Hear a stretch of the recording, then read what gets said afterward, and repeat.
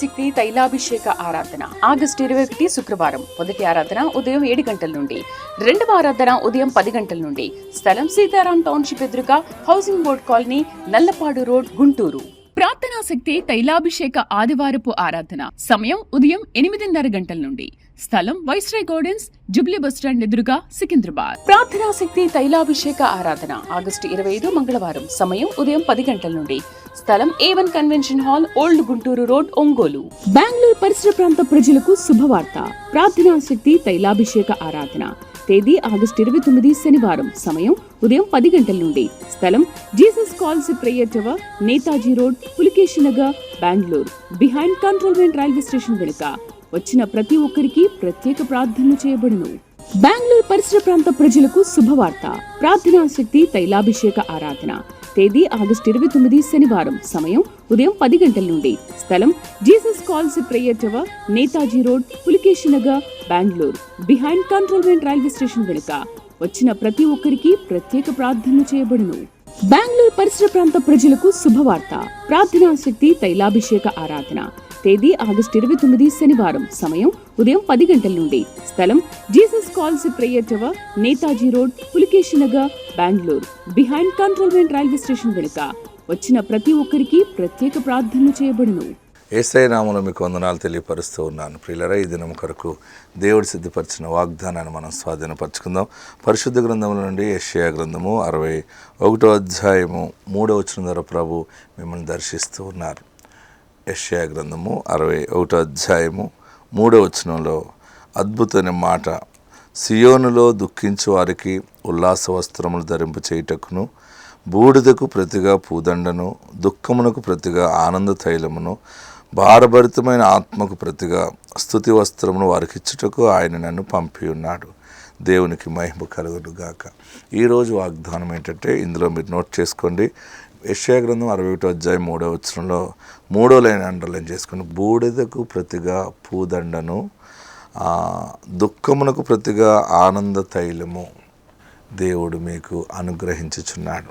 అంటే బూడిదకు ప్రతిగా పూదండ అంటే మరి ఆనంద సమయం అన్నమాట. బూడిద అనేది శ్రమకు సూచన, దరిద్రానికి సూచన.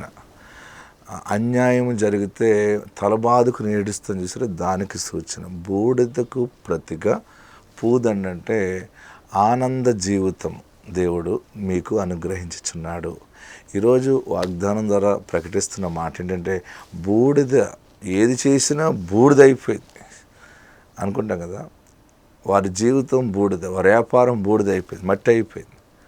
అంటే సర్వనాశనం అయిపోయిన స్థితిని దేవుడు ఆనంద స్థితిగా మార్చుచున్నాడు. ఈరోజు నీ బ్రతుకులో దేవుడు నీ శ్రమ కాలాన్ని ఆనందకాలముగా దేవుడు దాన్ని మార్చుచున్నాడు. ఎంత అద్భుతమైన ఫలము కలిగిందని సాక్ష్యమిస్తావు. నీ చేతుల నిండా ఆశీర్వాదం ఉండటం నువ్వు చూస్తావు. నీ నోటి నిండా జీవపు ఆనందాన్ని కలిగి సాక్షిగా నువ్వు అనేక మంది ఎదుట నిలబడతావు. నీ స్వజనుల ముందు, నీ బంధువుల ముందు, నీ గ్రామస్తులు, నీ పట్టణస్తుల ముందు, అందరి ముందు కూడా ఒక సాక్షిగా ఆశీర్వాదకరమైన మనిషిగా నిలబడే రోజు వచ్చింది. ఎక్కడ అవమానపరచబడ్డావో, ఎక్కడ కురుంగిపోయావో అక్కడే దేవుడు బూడిదకు ప్రతిగా ఆనందం జీవితం అంటే పూలదండ కలిగిన జీవితం, పూదండను. రెండవది దుఃఖమునకు ప్రతిగా ఆనంద తైలమును. ఇన్నాళ్ళు ఏడ్చావు, నా ఏడుపుకి ఒక ముగింపు లేదేమో, నా బ్రతుకులో ఎప్పుడూ సంతోషాన్ని చూడనేమో అని ఏడుస్తున్నావా? ఏడ్చేవా? నీ జీవితానికి బూడిద జీవితాలు ముగింపు అయిపోయింది. ఆనంద స్థితిలోకి దేవుడు నిన్ను మార్చుచున్నాడు. అందుకనే దేవుని ఆత్మ ఈ వాక్యము నీకు పంపిస్తూ ఉన్నాడు. భయపడకు, శుభకార్యాలు ప్రారంభిస్తావు. శుభకరమైన ఆనవాలు దేవుడిని ఎదుట డోర్ ఓపెన్ చేస్తూ ఉన్నాడు. ఆశ్చర్యకరంగా జరిగిస్తాడు. మరలా తిరిగి ఆస్తికర్తగా నిలబడతావు.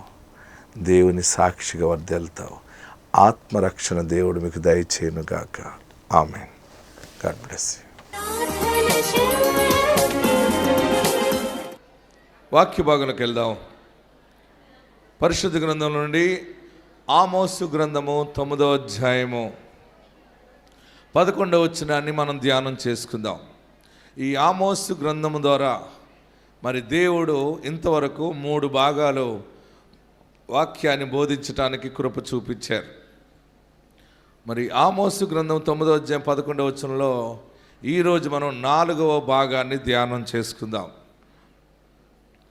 ఈ యొక్క భాగాలు మనం ఆలోచిస్తే ఆమోసు గ్రంథం 9వ అధ్యాయము 11వ వచనం, పడిపోయిన దావీదు గుడారమును ఆ దినమున నేను లేవనెత్తి దాని గోడను బాగు చేసి దాని పోయిన చోట్లను బాగు చేసి ఇదోము శేషమును నా నామము ధరించిన అన్యజనులందరినీ నా జనులు స్వతంత్రించుకున్నట్లు పూర్వపు రీతిగా దానిని మరలా కట్టుదును. ఆమేన్. పడిపోయిన గుడారాన్ని లేవనెత్తుతాను అని మరి ఆమోసు ప్రవక్త ద్వారా దేవుడు బయలుపరిచిన మాట. పడిపోయిన దావీదు గుడారమును లేవనెత్తుతాను.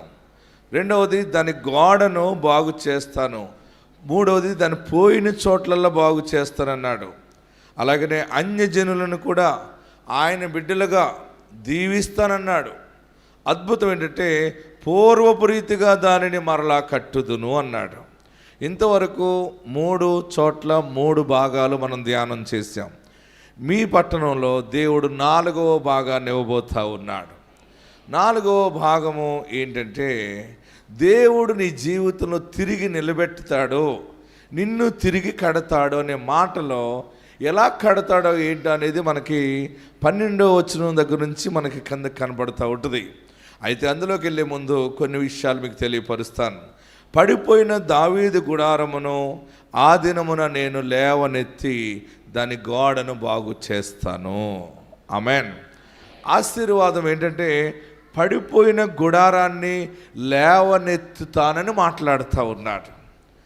దేవుని దీవెన ఏంటంటే ఈరోజు పడిపోయిన నీ కుటుంబాన్ని, పాడైపోయిన నీ కుటుంబాన్ని, దిగజారిపోయిన నీ కుటుంబాన్ని, నీ ఇల్లుని మరలా తన స్వహస్తాలతో తిరిగి లేవనెత్తుతాను అని మాటిస్తున్నాడు. ఆమెను హల్లెలూయా, గట్టిగా హల్లెలూయా చెప్పండి. దేవుడు నా తండ్రికి వాగ్దానం చేసి ఇచ్చాడు, నీకు మగబిడ్డని ఇస్తున్నాను, ఇస్సాకు పేరు పెట్టాడు. దర్శనం వచ్చిన రోజు నాన్న బైబిల్లో రాసుకున్నారు. ఆ సంవత్సరం అమ్మ గర్భం ధరించింది, నేను వెంటనే జన్మించాను. నా తండ్రి ఇందులోనే పెంచాడు. ఈ దైవభక్తి మార్గంలో నన్ను పెంచడం ద్వారా జనములకు ప్రవక్తగా దేవుడి దినాన్ని వాడుకుంటున్నాడు. నన్ను ఏ పట్టణానికి వెళ్ళి ఏది చెప్పమన్నాడో అది చెప్తున్నాను. నా పని ఏంటంటే నేను ప్రకటిస్తున్నప్పుడే వర్షం మీ మీద పడినట్లుగా ఈ వాగ్దానము మీ చెవులలోకి, తల మీద, శరీరం అంతటి మీద ఆశీర్వాదముగా దిగబోతా ఉంది. ఈరోజు ఆశీర్వాదం ఏంటంటే పడిపోయిన దావీదు గుడారమును తిరిగి లేవనెత్తుతాను అన్నాడు ఆయన. అదే ఆశీర్వాదము మీకు దేవుడు ప్రకటిస్తున్నది. పడిపోయిన నీ వ్యాపారము తిరిగి లేవనెత్తబడుతుంది, పడిపోయిన నీ వ్యవసాయము తిరిగి లేవనెత్తబడుతుంది, పోయిన నీ ఆరోగ్యము మరలా నీ కండరాలకి బలము దేవుడిస్తాడు, పూర్వపు రీతిగా తిరిగి నిలబెడతానన్నాడు ఆయన. ఒకప్పుడు ఎంతో సంతోషంగానో బ్రతికేం మనం, ఒకప్పుడు ఎంతో ఆనందంగా బ్రతికేమని అనుకుంటాం.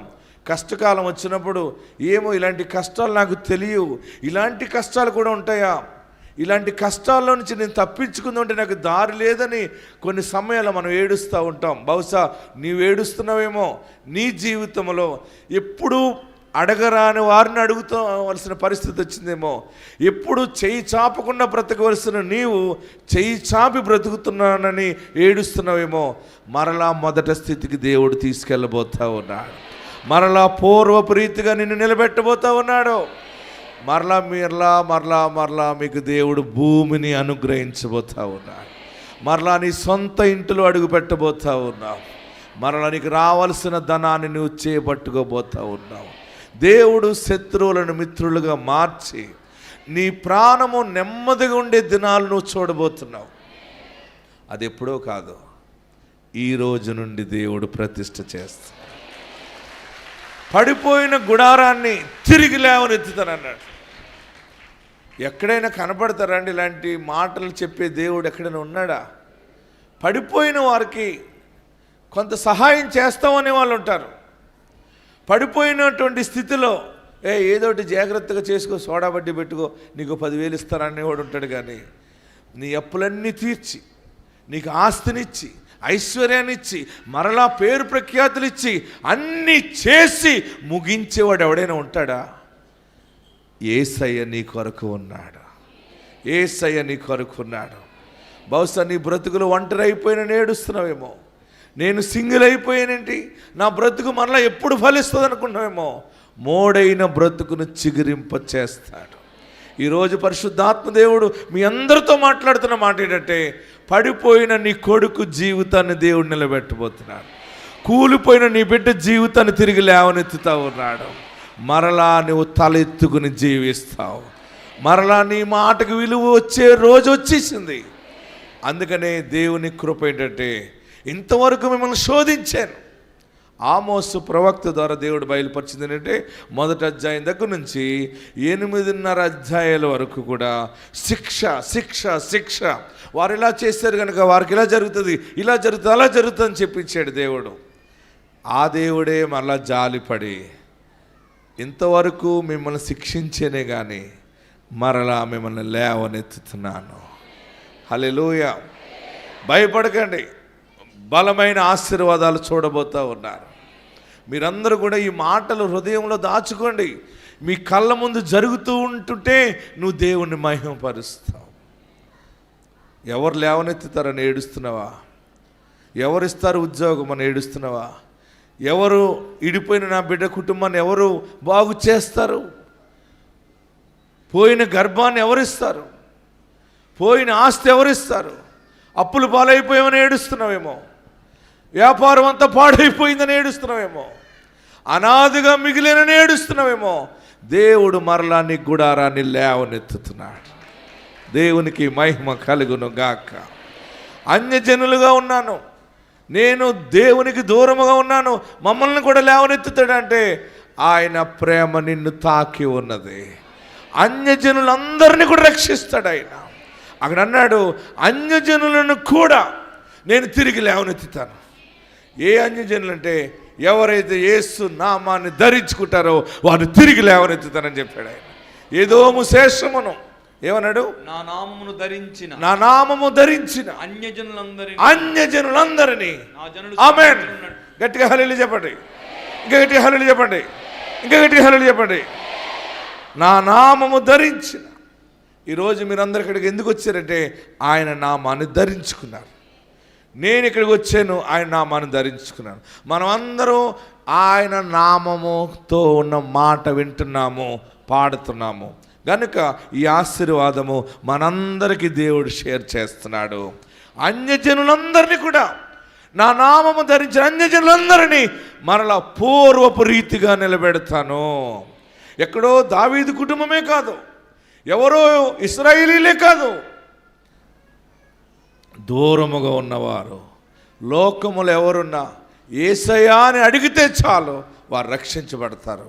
వారిని తిరిగి లేవనెత్తుతానన్నాడు. 4వ భాగంలోకి వెళ్దాం. అసలైన విషయాల కింద బయలుపరిచాడు. ఈ తిరిగి నిలబెట్టడం, తిరిగి కట్టబడటం మరలా ఏ రీతిగా ఉంటుందో ఈ దినాన్ని దేవుడు బయలుపరుస్తూ ఉన్నాడు. 13వ వచనం దగ్గర నుంచి మనం చదువుదాం. ఎస్, 4వ భాగం. రాబో దినములలో అందరూ కూడా బైబిల్ చూసుకోండి. మీకు ఆశీర్వాదం ఎలాగుంటుందో మీకు చెప్తున్నాను. కోయివారు దున్నువారు వెంటనే వచ్చురు. ఆమేన్. కోయివారును దున్నువారును వెంటనే వస్తారు. అది ఆశీర్వాదం. కోయటం, కోస్తారు, కోత అయిపోయేటప్పటికి దున్నేవారు రెడీగా ఉంటారు. అంటే పనులన్నీ టకటక టకటక జరుగుతాయి అన్నమాట. నీ పనులన్నీ ఆగిపోయి ఒకటి జరిగితే ఒకటి జరగకపోవటం, ఒకళ్ళు వస్తే ఒకళ్ళు రాకపోవటం, అంత ప్రొలాంగ్ అయిపోయింది కదా. ఈరోజు ఆశీర్వాదం ఏంటంటే ప్రతిదీ కూడా వెంటనే జరుగుతుంది. దేవుడి మాట నాకు ఇచ్చాడని నమ్మిన వారందరూ గట్టిగా చప్పటి కొట్టి ప్రభుని స్తుతించారు. కోయువారును దున్నువారును వెంటనే వస్తారు. కోయువారు, ఆమేన్. కోయువారు దున్నువారి వెంటనే వత్తురు. కోయువారు అంటే కోయోలు కాదు, వీళ్ళు ఎవరంటే కోత కోసేవాళ్ళు. హల్లెలూయా. పంట కోసేవారు, తర్వాత పంట కోసిన వెంటనే మరలా దుక్కు దున్నేవారు, నాగలు కట్టేవారు, వెంటనే వత్తురు. అంటే ఒకటి ఇందులో ఆశీర్వాదము, ప్రతి పని దాని వెంటనే జరుగుతుంది. రెండవది ఏంటంటే దీవెనలు ఫలిస్తూ ఉంటాయి, మళ్ళీ మొలకెత్తేస్తూ ఉంటాయి. హల్లెలూయా. ఇంతవరకు ఏం చేయనట్టుకుందో, ఎట్టుకెళ్ళినా పని అవ్వట్లేదు, అంత అలాగని తల పట్టుకుని జండు బాము రాస్తా కూర్చుంటున్నావేమో, ఇంక జండు బాముతో పని ఉండదు. ఇక దేంతో పని ఉంటుందంటే, రెండు చేతులు ఆకాశం వైపు చేతులెత్తి నా కొరకు ఇన్ని కార్యాలు చేసేవా దేవా అని కృతజ్ఞతాస్తుతులు చెల్లించే దినము ఈ దినము నుండి దేవుడిస్తాడు. ఆమేన్. కోయువారును దున్నువారు వెంటనే వత్తురు. విత్తనము చల్లువారు. ఆశీర్వాదం మీకు ప్రకటిస్తున్నప్పుడు ఇది నాకే అని మీరు అనుకుంటే, మీరు మనసులో దేవుని స్తుతించాలి. ఇంకా సంతోషం ఎక్కువైతే హల్లెలూయా చెప్పాలి. ఇంకా సంతోషం అయితే కేకలు వేయాలి, ఏలేసుకోవాలి. ఆశీర్వాదము కోయువారు దున్నువారు వెంటనే వత్తురు. విత్తనము చల్లువారి వెంటనే. చూడండి, విత్తనము చల్లువారు వెంటనే. ద్రాక్ష పండ్లు తొక్కువారు వత్తురు. పర్వతముల నుండి, చూడండి, పర్వతముల నుండి మధురమైన ద్రాక్షారసము స్రవించును, కొండలన్నీ రసధారలగును. ఆమేన్. గట్టిగా హల్లెలూయా చెప్పండి. మనకి 12వ వచనంలో ఏం కనబడుతుందంటే, పూర్వపు రీతిగా వారిని మరలా కట్టుదును అన్నాడు. హల్లెలూయా చెప్పరే. మీ జీవితంలో పూర్వం జరిగిన ఆశీర్వాదాలు మీ తల్లిదండ్రుల్లో, మీ తాతలో, ముత్తాతలు చూసుకుంటారు. దానికంటే గొప్పగా దేవుడు మరలా కట్టబోతున్నాడు, మరలా నిలబెట్టబోతున్నాడు. మరలా దానికి చిన్న పనులన్నీ కూడా కంప్లీట్ చేస్తా. హల్లెలూయా. నీకు ఆరోగ్యం ఇచ్చి దేవుడు నీ చేతి పనులను దీవించబోతున్నాడు. దేవుడు నీ పరిచర్యను దీవించబోతున్నాడు. దేవుడు నీ వ్యవస్థను దీవించబోతున్నాడు. ఇక మీదట అన్నీ టక జరుగుతూనే ఉంటాయి. అలా వస్తుంది, అలాగైపోతుంది. ఇదేంటి ఇలాగ వచ్చింది పెళ్లి సంబంధం, అలాగైపోయింది ఏంటి, అయిపోతుంది. ఎందుకంటే దేవుడు మరలా నిన్ను తిరిగి నిలబెడుతున్నాడు. ఇదేంటి అనుకోలేదు, సడన్గా ఇల్లు ఇప్పడం జరిగింది, పునాది వేయటం, స్లాబ్ వేయటం, అప్పుడే ఇల్లు ఓపెనింగ్ పెట్టేయటం కూడా జరిగిపోయిందంటే జరిగిపోతుంది. ఇది ఎలాగొచ్చింది డబ్బు అంటే తెలియదు, ఆయన సమకూరుస్తాడు ఆ సమయానికి. ఇదేంటి సడన్గా అమ్మాయి మెచ్యూర్ అయిపోయింది, మెచ్యూర్ అయింది, ఎవరో వచ్చి అడుగుతున్నారు, చేసుకుంటా ఉన్నారు, చేసుకుని తీసుకుపోతారు. ఇలాగా ఇంటానికే ఇంత బాగుంటే నిజంగా జరిగితే ఎంత బాగుంటుంది. ఇది నిజంగా జరగబోతుంది. నీవు అనుకోకుండానే అందరూ ఎన్నో ఉద్యోగాలకి అప్లికేషన్లు పెడతారు, ఎంతో కష్టపడతారు, రికమెండేషన్లు చేస్తారు, డబ్బు ఖర్చు పెడతారు. నీవు వస్తే వస్తుంది, నా దాకా వస్తుందని అనుకుంటావు. ఆ ఉద్యోగం నీ బిడ్డకే దేవుడు ఇస్తాడు, ఆ సీటు నీకే ఇస్తాడు, ఆ ఛాన్స్ దేవుడు నీకు ఇస్తాడు. నీ వ్యాపారాన్నే దేవుడు ఆశీర్వదిస్తాడు. హల్లెలూయా చెప్పండి. కోయువారు వెంటనే దున్నువారు వస్తారు. వ్యాపారాలు బాగుంటాయి, పాడి పంటలు బాగుంటాయి, మీ చేతి పనులు దీవించబడతాయి, అన్నిటిలో అభివృద్ధి రాబోతుంది. ఈరోజు ఆశీర్వాదం ఏంటంటే, పూర్వపు రీతిగా మరలా దానిని కట్టుదును. మరలా నీ జీవితంలో పోయిన నీ కుటుంబం, నీ లైఫ్లో మళ్ళీ కొత్త లైఫ్ దేవుడు ఇవ్వబోతున్నాడు, కొత్త జీవితం మళ్ళీ ఇవ్వబోతున్నాడు. ఆయన నిన్ను అనాదిగా వేడువాడు. ఇంకా గొప్ప అద్భుతం ఏంటంటే చూడండి, విత్తనములు చల్లువారి వెంటనే ద్రాక్ష పండ్లు తొక్కువారు వస్తారు. విత్తనాలు చల్లుతున్నారా, ముందు పండిన పంట ద్రాక్ష పళ్ళు తొక్కుతారనమాట, జ్యూస్ చేస్తారు. ఏం చేస్తారు అప్పుడు? ద్రాక్ష జ్యూస్ ఇప్పుడంటే మిషన్లు వచ్చినాయి. ఇంతకుముందు ఇజ్రాయెల్ దేశంలో ద్రాక్ష పళ్ళన్నీ కూడా కాలు కడుక్కుని ఆ తొట్టులో అడుగుపెట్టి అందరు ఇలాగ పేడ తొక్కుతాం కదా మనం చిన్నప్పుడు, ఆ పేడ తొక్కినట్టుగానే ద్రాక్ష పళ్ళు తొక్కుతూ ఉండేవారు. తొక్కుతూ ఉంటే ఇలా తొక్కుతుంటే ఓ పక్కన జ్యూస్ అంతా ఓ పక్కకి వెళ్తుంది అనమాట, రసం అంతా వెళ్తుంది. దాన్ని వడకట్టి మరలా దానిని నిలువ చేస్తారు, దానిని వైన్గా మారుస్తారు. దాన్ని హల్లెలూయా చెప్పరే. పళ్ళు కోసినట్టుగా ఉంటే పాడైపోతాయి. మళ్ళీ అర్థమవుతుందా? కోసిన వెంటనే దీనిని ద్రాక్షరసం చేసేవారు తొక్కేవారు వెంటనే వచ్చి తొక్కుతారు.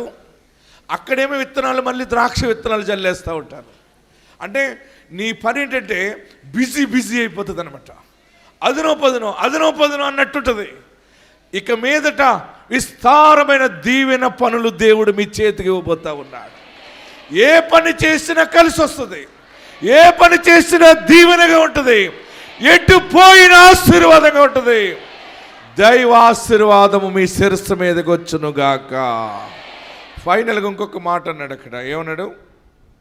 పర్వతముల నుండి మధురమైన ద్రాక్షారసము స్రవించును. ఆమేన్. గొప్ప ఆశీర్వాదము పర్వతముల నుండి. అంటే పెద్ద వాళ్ళతోటి నీకు మంచి ఐక్యత సంబంధాన్ని దేవుడు ఇవ్వబోతున్నాడు. పర్వతముల నుండి, పర్వతాలంటే పెద్ద వారి నుండి, ద్రాక్షరసం అంటే ఐక్యత, సమాధానానికి సూచన. గొప్ప వారితో నీకు సమాధానం రాబోతోంది. గొప్ప వాళ్ళు నీ పిల్లలతో ఎప్పుడు కలిసి మాట్లాడతారంటే నీ స్థితి బాగున్నప్పుడు గొప్ప వాళ్ళు కనెక్ట్ అవుతారు. నీ దీవెన నువ్వు పొందుకున్నప్పుడు, నీ పిల్లలు ఆస్తికర్తలు అయినప్పుడు, నీకు మంచి ఇల్లు ఉన్నప్పుడు గొప్ప పర్వతములు ఉన్నవారు పలకరిస్తారు. పెద్ద వాళ్ళతో వ్యాపారాలు కొనసాగుతాయి. ఆశీర్వాదములు మీకు ప్రాప్తి కలుగుతాయి. నీ ఇల్లు ఆస్తికర్త కలిగిన నీ ఇల్లుగా మారుతుంది. నీ ఇల్లు పాడి పంటలతో నింపబడుతుంది. ఆ ల్యాండ్ లార్డ్స్ అందరూ నీతో సహవాసము చేస్తారు. అందరూ కూడా లేచి నిలబడండి, కళ్ళు మూసుకుని ప్రార్థన చేద్దాం. దేవా, నాకు ఇచ్చిన ఈ మాటను బట్టి నీకు వందనాలు. దైవజనుడి ద్వారా శుభవార్తను ప్రకటించావు. మా చేతి పనులను ఆశీర్వదించండి. పూర్వపు రీతిగా దానిని మరలా కట్టుదును అన్నావు. ఈ 4వ భాగము ఎన్నో విషయాలు బయలుపరిచారు. బాబు, నా ఇంటికి ఎవరు వస్తారు, నన్ను ఎవరు పలకరిస్తారు అని ఏడుస్తున్నావా? నా బిడ్డకి ఎవరు లేరు, తోడు లేరు, నాయనతో పలకరించేవారు లేరు అనుకుంటున్నావా? పర్వతముల నుండి ద్రాక్షారసము స్రవించు, నా పాపాలు క్షమించు బాబు అని అడుగు. అందరు 2 చేతులు తలపైన పెట్టుకోండి, శిరస్సు పైన పెట్టుకోండి. నన్ను ఆశీర్వదించు బాబు, నన్ను దీవించు బాబు. నీకు విరోధముగా చేసిన ప్రతి తప్పిదమును, పాపమును క్షమించండి, పరిశుద్ధపరచండి, నీ బిడ్డగా స్వీకరించండి. యేసయ్యా, నాకు తండ్రిగా ఉండండి, నీ బిడ్డగా స్వీకరించండి. నా ఇంటికి మీరు యజమానిగా ఉండండి. నీ రక్షణ దయచేయండి. నీ నామమును ధరించుకుంటున్నాను. నా బ్రతుకుని పూర్వపు రీతిగా తిరిగి లేవనెత్తు బాబు. మాట ఇచ్చారు, నెరవేర్చండి. రక్షణ కాపాడుకుంటాను. నా కుటుంబ సభ్యులు నీకు విరోధముగా చేసిన ప్రతి తప్పిదమును, పాపమును క్షమించండి. పరిశుద్ధుడా, పవిత్రపరచండి. నీ రక్షణ దయచేయండి, నీ దీవెన దయచేయండి, నీ ఆత్మాభిషేకము దయచేయండి. అందరూ ప్రార్థన చేయండి. మీకేం కావాలో అడగండి. అది లేదు ఇది లేదని ఏడవకు. దేవుడు మంచి రోజులు ఇచ్చాడు, నిలబెడుతున్నాడు. ఉన్నతమైన సాక్షిగా ఉండబోతున్నావు. బలమైన కోటలో అడుగు పెడతావు, మంచి ఇంటిలో అడుగు పెడతావు, ఆస్తికర్తగానే ఉంటావు. అప్పులన్నీ ఆయన తీరుస్తాడు. కోయు వారి వెంటనే దున్నువారు వస్తారు. విత్తనాలు చల్లుతావు, పంట మాసులు చేస్తావు, మరలా ధాన్యము బస్తాలు గోడౌన్లో పెడతావు. ఎట్టుపోయిన వ్యాపారము, కొబ్బరి, ఆక్వా, చెరువులు, అన్ని విషయాల్లో దీవెన ప్రాప్తింప చేస్తాడు. ప్రభువా, నెమ్మది లేక, శాంతి లేక, బంధకాల్లో ఉండి బాధపడుతున్న వారికి విడుదల దయచేయండి. తాకట్టులో ఉన్న వస్తువులు, వాహనాలు, ప్రభువా, భూమి కాగితాలు, ఇల్లు కాగితాలకు విడుదల కాలేదని ఏడుస్తున్న వారికి విడుదల దయచేయండి. చెర నుండి విడుదల దయచేయండి. అందరికీ శాంతినివ్వండి. పాడి పంటలను దీవించండి, చేతి పనులను దీవించండి, వాగ్దానాలు నెరవేర్చండి, రక్షణ భాగ్యము దయచేయండి. యేసు నామములో అడుగుచున్నాము తండ్రి, ఆమేన్. మన తండ్రి అయిన దేవుని ప్రేమ, కుమారుని యేసుక్రీస్తు కృప, పరిశుద్ధాత్మన్యుని సహవాసము, సమాధానము సదాకాలం మనందరికీ తోడైండును గాక. ఆమేన్. దేవుడు మిమ్మల్ని దీవించును గాక.